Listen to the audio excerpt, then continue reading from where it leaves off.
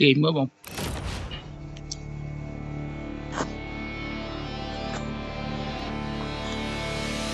ទាញមើលអ្នកនរគ្នាថានឹងហ្គេមឈ្មោះអ្វី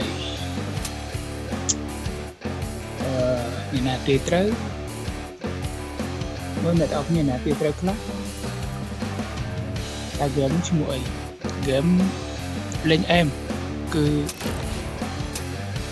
បាញ់ប្រហារគ្នា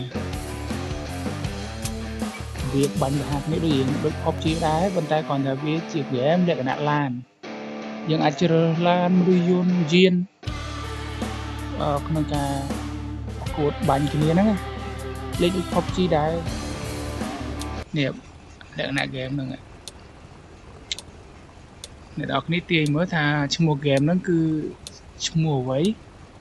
ខមមិនខាងក្រោមជាមួយខ្ញុំឲ្យមើលបន្តិចតែបើអត់ដឹងទេចាំខ្ញុំប្រាប់ឈ្មោះ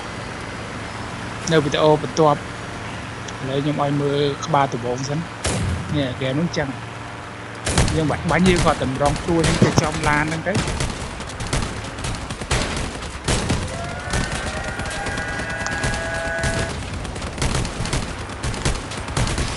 ភឹង